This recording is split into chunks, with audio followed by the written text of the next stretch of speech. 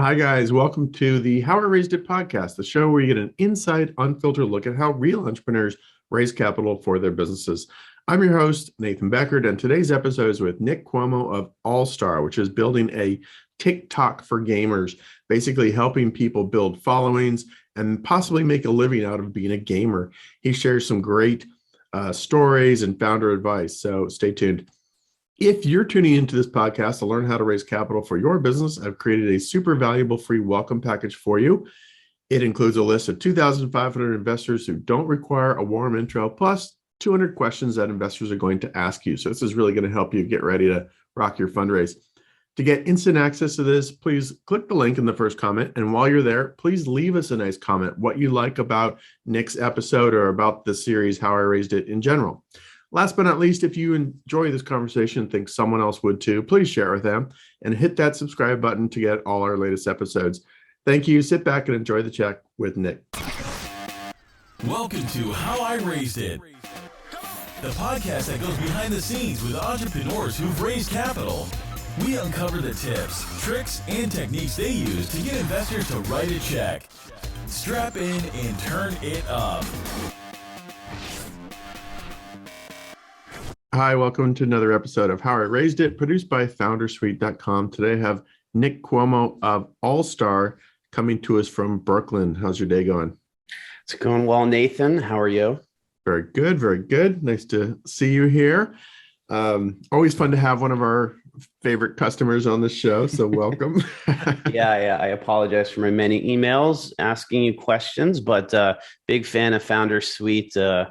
Definitely wish I found you sooner in our life cycles of business, because I think it could have helped us out in the last round for sure. Well, as long as you find us at some point in the journey, right? That's all I ask. Yeah, no, it's been great. Really helps me. I'm not going to sell you too hard, but Okay, big fan. I appreciate it.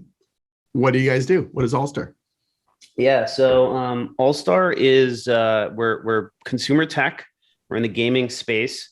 And what we do is we enable any gamer to become a content creator. So, few industries are growing as fast as the creator economy and gaming. I think they're both on track to be worth something like $500 billion by 2028. So we kind of sit at the intersection of both industries. And what we do is we focus on kind of the long tail mainstream gaming creator, which is an audience that's traditionally overlooked in today's market. Platforms like Twitch and YouTube are very much focused on the very top 5% of creators. And these are gamers that are charismatic with top of the line equipment, lots of free time and the resources to produce really good content. So most gamers kind of get left out, and those platforms really aren't built for them. So we're the first social video platform built exclusively for mainstream gamers. And we make it really easy and fun for them to create super snackable short form video content that they can share with their friends.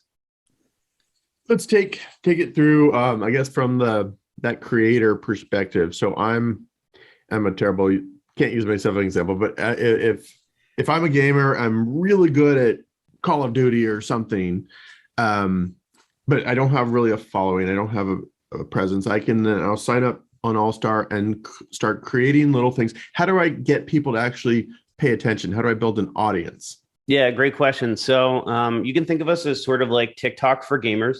And the way it works is that, you focus on playing games, you become a user of our product. We have a desktop app that you install. So right now we focus on PC gamers, but, long term, we really look to kind of spread our wings over the entire gaming industry.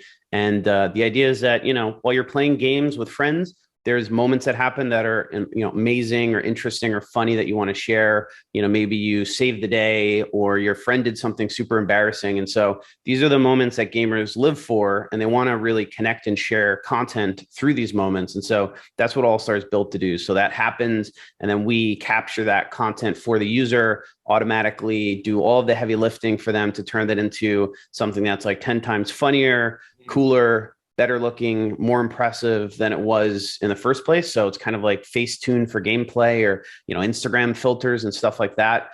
And really what we're doing is we are creating the content for the user in the cloud. So we are not burdening them There's no capture, there's no screen recording, there's no editing or resource burden on their machine. So we eliminate most of the constraints that hold back the majority of gamers. And then our focus is really on quality. So we automatically edit, trim it, tag it, title it, upload it, post it to your Discord, one click to share anywhere else. So in terms of, answering your question, like how do you build audience? It's really your audience is your friends and those people you game with, and that's going to be all across social media. So our content is meant to be watched and shared to any platform and device. But then the other side of it is our platform, our community, which is the sum of everyone's friends. And so anyone can go viral on Allstar. We've driven something like 24 million views on our platform in the last 18 months. With over 1 million users, there's tons and tons of activity. So we really do level the playing field. Like anyone can go viral on Allstar, even if you're not existing famous or a top influencer or something like that. Are most of the folks, do they have aspirations of becoming famous and or being able to make a living by being gamers? Or is it more just, hey, I want to share this really cool, fun? It's a spectrum. I think you have, on the one end, casual gamers who listen, like I'm not a power user on Instagram, right? Like I'm sharing content infrequently with friends and family. And that's just to kind of stay in touch, show people what I'm doing, and I think it all kind of centers around social validation, right? All people need some form of social validation, most people. And so gamers are just the same. So you have casual gamers who are really just connecting with like existing peer groups and sharing content. Maybe they, a friend was in the game with them when it happened, so it's more meaningful. And so there's, value in that existing relationship that confers more interest in the content. And then on the other end, you do have like the aspiring professional gamer, the aspiring professional content creator.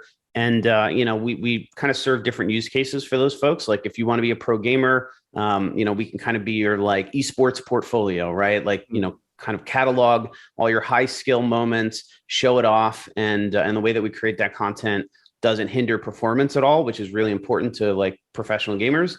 And if you want to be like a professional content creator, we essentially just condense the time, the effort, the thought, the resources it takes to make really high fidelity, entertaining content.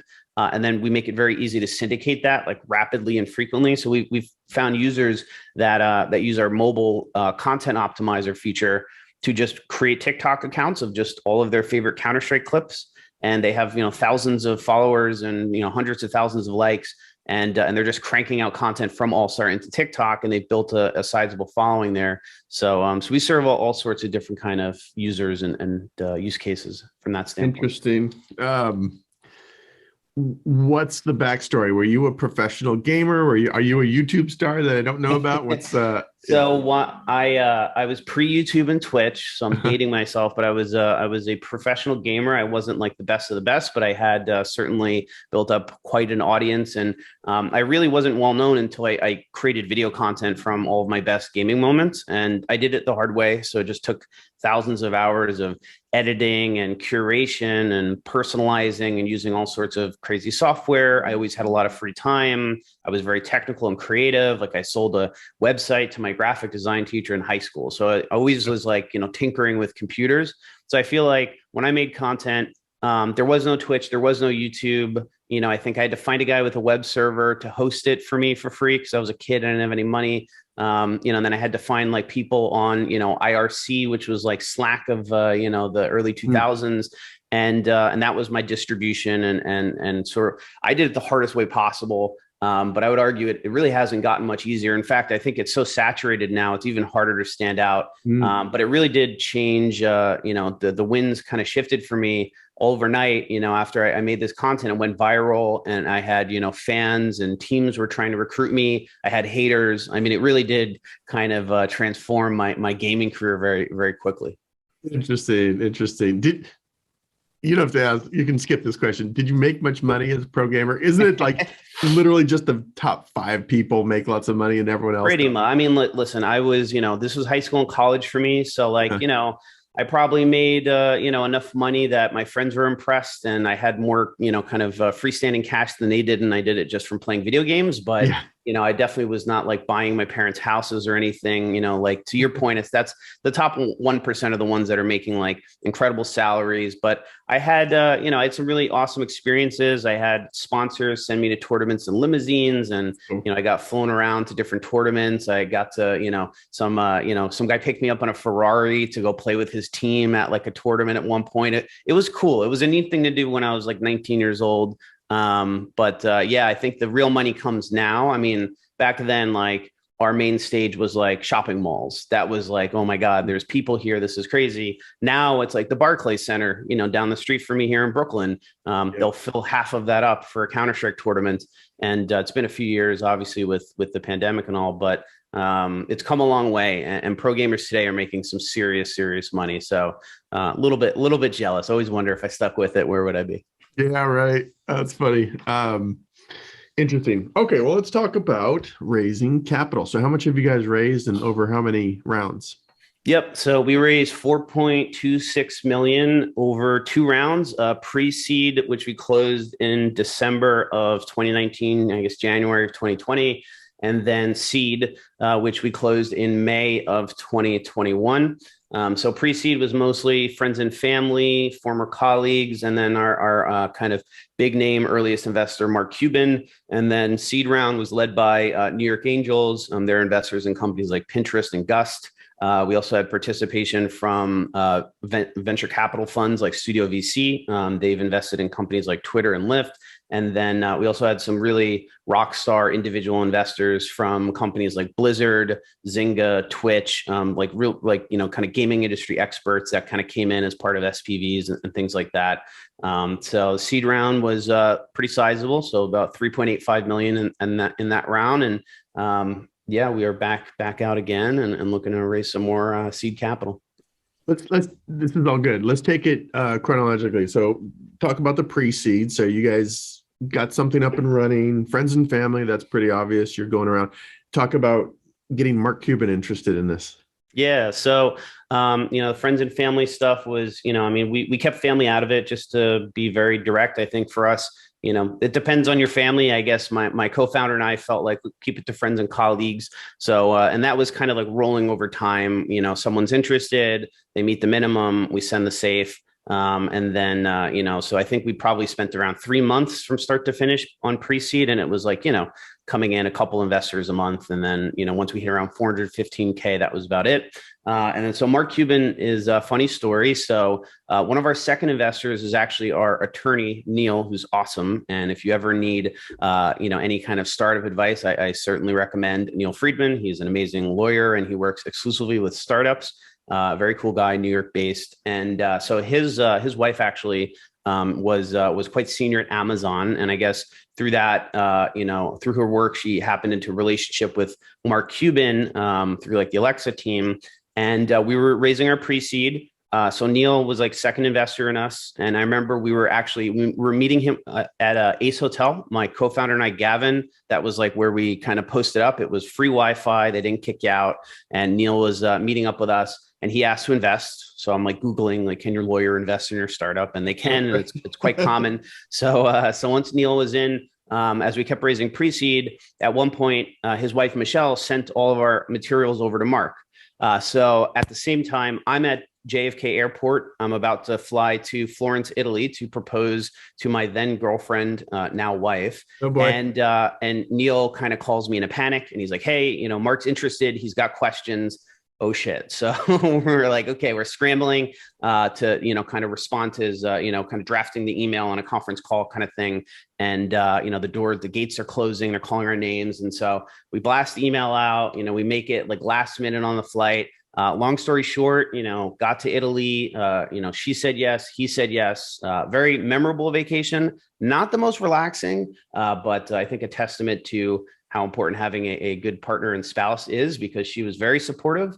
At one point, we even, I think my emails to Mark, I was like, hey, if you need me in Dallas, like I'll be there tomorrow. And I had to clear that with my wife. I was like, if he says yes, I'm like, I got to leave the trip early. But thankfully he did not. He likes to do things over email. And we got into due diligence by the end of the trip and he committed shortly after. So I have to ask, was the wife waiting to see if Mark was going to say yes first before she said yes? Is that a litmus test? Great question. No, we actually, the timing worked out perfectly because we kind of front loaded the trip. Just luckily with like some of the best, coolest things we wanted to do. Like, we went to the Piazza di Michelangelo for me to propose to her. And we did, we went, I forgot the name of the town, but like one of the best restaurants in the world was there. And, so we got like all of the great stuff out of the way that we were most excited about the weekend as soon as we got there. And then come Monday, we were just kind of traveling and bopping around. So I just lugged my laptop with me, and every time an email would come in, the war room would light up and we'd figure out what we wanted to say and things like that. But no, she had to answer me very early in the trip. So the answer is no, wait. That's a great trip. What were some of the things that Mark Cuban was like probing on or asking about or like getting into due diligence on? Like what's sort of his hot button? Yeah. So I guess I'll say this. He digs right in himself immediately, and his like superpower is just like instantly understanding what your business is about. And the questions he was asking were like, okay, well, what games like is Fortnite on your roadmap? Like, okay, so like you put like a kind of a hook into like the local game files, like to enable this, like that makes sense. Like, what are the monetization strategies going to be? And, he kind of like, I guess my impression, having talked to like hundreds of investors about the business at this point, is he skips a few steps ahead.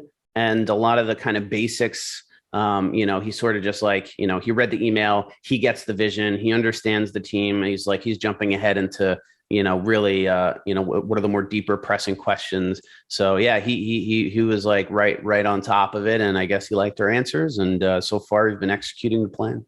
Interesting. Is it a lot of business model that he's skipping ahead to? I mean, I think that's interesting. Like getting into, yeah. I guess my read was like, some investors are skeptical about like your market, right, the opportunity, the audience, the addressable size of that market, things like that. He like, there was no question. He's just like, makes sense. Gaming, game clips, better solution, better than what's out there. Like totally. And he was more curious about, because he understands that, I guess, and this is something that I've, sometimes have to kind of like explain to an investor, is that for us, a market isn't like a country. It's not like, oh, we're going to market in, Brazil today. A market is like a game. Games are global. And so the way that we look at, expanding our addressable market is really integrating into new games. And that's kind of the crux of the business is, it takes more time up front for us to enable support for our technology within a game. But the result is a better experience for the user and a very high quality content output. And that ultimately helps us grow faster and provides us an ability to monetize long term, obviously more focused on growth now. But yeah, he jumps like right into the business model, and there was no like proving out the fundamentals. I think he kind of was just like, yep, got it. Okay, here's my questions. Interesting. One more on Mark, then we'll skip to, we'll move ahead. What, he's got to be one of the busiest guys on the planet. Can you lean on him very much, or is he just, here's a check, here's a name brand? I ask him for intros. He makes intros. He's one of the first people to open our company newsletter every time we send it. He replies faster to me than, most people I email. Wow. But he's all business. He doesn't like mince words or waste time. He does everything over email, which I admire because I'm a big fan of email. And I do feel like when it comes to like, getting things done and like productivity, absolutely like the best tool. And I think, people waste a lot of time with, small talk and like, traveling to like meet up and shake hands, and like, there's value in that. But I think if you're kind of more focused on like, placing bets and understanding opportunities and getting and moving quickly, I think he really operates from a speed standpoint. But yeah, I have no idea how he does it, but he does it, and it's very impressive. And then last question, because of his name and brand, did he kind of negotiating in like favorable, strong terms, or is it pretty I will not comment. Okay. I will say he was just absolutely a joy to work with, and he's been fantastic. So I would highly recommend him if you have the opportunity to convince him. And I believe he does, like he's pretty public about his email, and he reads all the pitches, and if he's interested, he gets back to people. But yeah, he's I think I would say Shark Tank probably plays up some of the more dramatic aspects of like, the negotiations. But he's been totally awesome. So we're big fans. No, I'm a fan. Never met him, but I'm a fan. Cool. Let's move ahead towards the seed round, which is more recent. Talk about putting that together. And you can start wherever you want. You can start with how did you recruit maybe the Twitch and Zynga Angels, or how did you get plugged into New York Angels? Is there an application process? Yeah, totally. Yeah. So I guess for us, that fundraising process kind of like started in earnest maybe December of 2020. Mm-hmm. So, that was like, we're starting to send out, initial outreach. I'm applying to different, pitches and things like that. So New York Angels, one of my advisors recommended, another investor recommended it. So applied to them. I believe there's some connections between, the New York Angels and our advisors. And so there was some conversations, and ultimately we lucked out and were selected to do their pitch night. Their pitch night is intense. It is, you have 10 minutes to pitch. You jump on a Zoom. There's 100 something investors on the Zoom. So it's just a sea of faces, staring you down. And I guess this was during the kind of onset of COVID. So there was no in-person. So it was just virtual. I'd imagine it'd be equally or more intimidating in person. But the 10-minute thing was really great. I mean, it was really hard for me to take what at the time was a 20-30 minute presentation to get it down to a 10-minute pitch, but still touch on all the main things, right? What are you doing? Who's your team? Why you? What's the problem? What's the solution? How's the product work? Traction, monetization, financials, funding, advisors, team. There's a lot to pack into 10 minutes. But for me, I mean, I've always been good at, I think just if I need to put in an all-nighter or something, or just work nonstop for a week, to get something really, really good, or just to really push something far, I can do that. So that was how I got that done. Cause it was also a 1 week turnaround. It was all right, great. You guys are selected. You have a 10-minute time slot. You're presenting in a week. I was oh, okay. So I got to doing that. And so once we got NYA going, you get selected. Let me ask you, how many other companies were on the pitch night? What 10, were you? I believe. Uh-huh. And I think I think about 100 apply. So you're already down to the sort of top 10% of that. And then from there, you get selected for discovery. Okay. And then, so maybe 2 or 3 companies go to discovery. And then from there you do due diligence. They were extremely thorough. And it was good because I think part of it is that we do have a complicated business, and, it's not super simple. It's Uber for food. It's, we can say TikTok for gamers, but what does that really mean? And there's a lot to tell. So, so they really let us tell that story and dig in. And we've done a lot of homework. My co-founder and I, we're in our 30s, we've had careers. We, in order to kind of take the leap to start the business, we did our own due diligence, very extensively on how is this going to make money? What are the economics? How is this going to scale? So it was great to be able to share that. And I think, NYA they don't do a lot of big, lofty consumer tech. So we were kind of, outside of that typical investment thesis for them. And I think they tend to lean more conservative, more financial, fintech, stuff like that. Mm-hmm. So it was really cool. I think they just really let us kind of, strut our stuff and tell our story, and they kind of saw the value, and in that process really forced us to mature how we fundraise. And that's what I think is really great about angels. If you're a first-time founder like I am, the angel groups kind of understand the on-ramp from amateur fundraising to professional fundraising. And they kind of force you through these processes where it's okay, fill out this application on this website, and you have to fill out these 15 boxes, but you have 250 characters in each box. It's oh, okay. So I have to describe my market opportunity very succinctly. I have to describe my team very succinctly. It forces you to get better at, keeping and getting investor attention and selling that story. Yeah. And then, NYA ultimately opted to lead our seed round. We did a price round.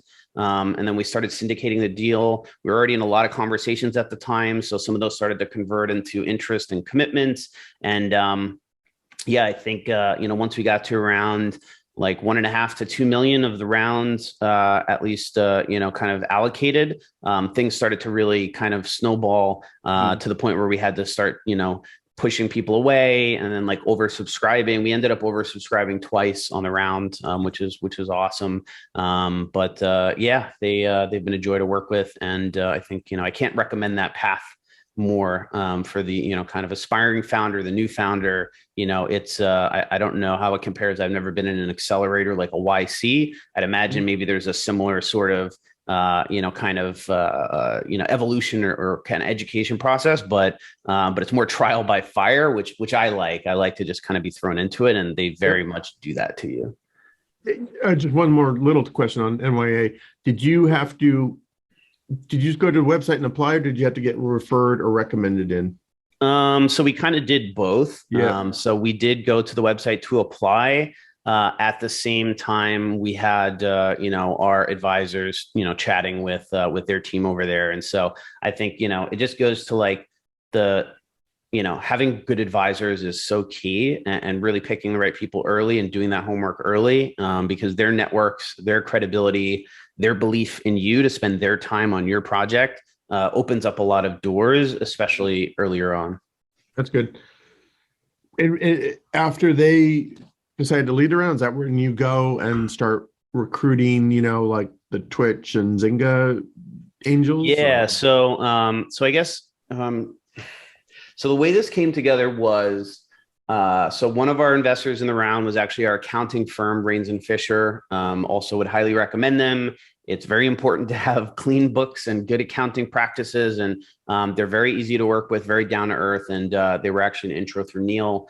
So Brian Rains is our partner over there, and he's fantastic. And so I believe a friend of Brian's, he introduced me, and we hit it off, and he started to syndicate the deal to some of his networks of individual investors. Eventually, we got to J Ventures.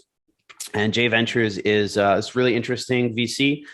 They are kind of structured in a very unorthodox way compared to a lot of other VCs, in that they're very transparent with their like LP structure. So similar to like an angel group, you will come in and you will pitch at their LP meeting, and then they will every LP can kind of just jump in with questions. So they sort of vet things almost like a big angel group, but they invest like a VC, and they co-invest with some of the biggest investors in the world. And then they also, for deals where there's like strong enough conviction from the LPs, they allow them to invest via SPV in parallel on top of the deal around the fund. And so they obviously, I think they have some really fantastic LPs over there. And it was kind of through that network that some of those connections came to be. For anyone not familiar, an SPV is a special purpose vehicle. Describe what that means. Yeah. So my understanding is that it's typically like an LLC or a corporate kind of entity where a bunch of investors form it, pool their money, and then they invest through that entity. So it takes, maybe 12 people and turns it into one investor on your cap table. And then typically there's, a single contact to manage that. And it's great because, I can tell you from experience, you definitely need to be careful with big cap tables. You need to really be pretty clever at automation solutions and managing large groups of people, because it can become tricky to do things like shareholder resolutions and stuff like that. And SPVs are great, so they help to kind of consolidate that, so you can get a lot of individual angels into a round, but you're not adding 12 people to your cap table, you're adding just one. Good point. Yeah, that's a good point. Where did you selfishly here, where did you discover Foundersuite? How did you hear about us? How did I feel like it was Google. I think I was looking at CRM solutions, because last funding round, what I was struggling with was it's such a messy process, fundraising. Yeah. You end up with just files and data and spreadsheets everywhere. And then like you're done, you're like, oh, okay. But then when you do it again, it's like, oh God, I have to go through like all of that and like coalesce and figure out like, okay, where did things leave off and what's my angle and like, who should I reach back out to? And I come from sales. I spent like, 4.5 years at Movable Inc., venture-backed SaaS, learned an incredible lot about, building software businesses, scaling startups and sales. And I credit them with so much. We use CRMs. We had Salesforce. Now I can't afford Salesforce. It's also overkill. It's like it's just too much power there. And I was like, there needs to be like a lightweight. So I found some other lightweight CRM. The email syncing wasn't really there. There was no like pipeline management. It was just a pure play CRM. And so I kind of came across Foundersuite. I was like, oh, this is nice. This kind of consolidates a lot of my main use cases, which is, I need a single place to store my communications so that, when I'm jumping on back-to-back meetings, I can just go and pop open the investor card and be like, okay, where do we leave off? Yeah. What data do I have available to personalize or contextualize the pitch? And then it makes it really easy to manage pipelines. So you can kind of just drag and drop to like, okay, I pitched them, this one's in diligence, this one passed, here's why they passed. And then it makes it really easy to say like, okay, I'm starting another round. So when I go to Series A, I can just say, all right, I'm going to take these investors with me. And so it just made a lot of sense. The investor database stuff is really cool. Haven't had too much time to play with that yet, but the idea that you've also kind of centralized a lot of data to help find investors is really interesting. But the email syncing, I think, is a big selling point. So having that kind of lightweight Salesforce in your pocket, purpose built for fundraising. I like that. There's marketing tagline right there. Lightweight Salesforce. Free sales consulting. There you go. That's good. That's good.